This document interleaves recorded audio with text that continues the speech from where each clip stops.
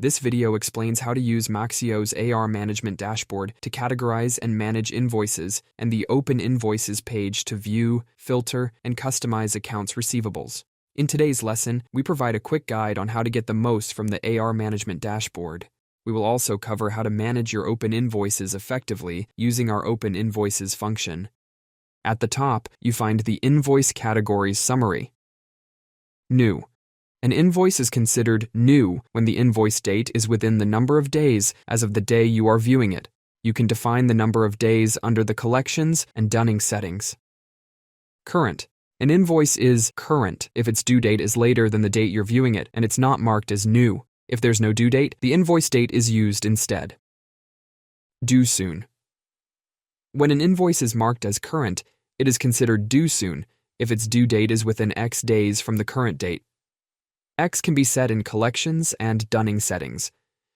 Past due. An invoice is considered past due when the due date has passed and the invoice has an outstanding balance. Paid. This is a summary of all payments submitted within the last 30 days. Each category, with the exception of paid, is clickable, allowing you to focus on specific groups.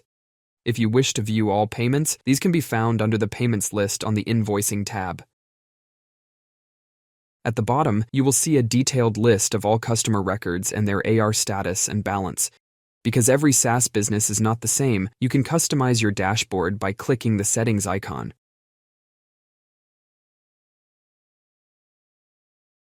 By adjusting the number of days, an invoice is considered new and due soon, and which registers to include for a tailored experience. We will cover the risk threshold in our next video. The Open Invoices page provides a summary and detailed list of all outstanding accounts receivables.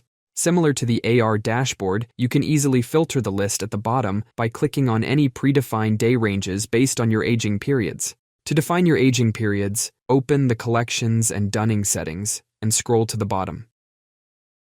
Here, you can set the number of days in each aging period and whether they should use the invoice or due date.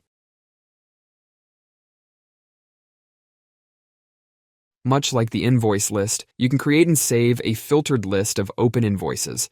Collection note columns can also be displayed. In our next video, we will cover how to add a collection note to an invoice. You can send e-invoices and edit the e-invoices option directly from this page individually or in bulk. If you send an e-invoice, this action is taken outside of any open cadence.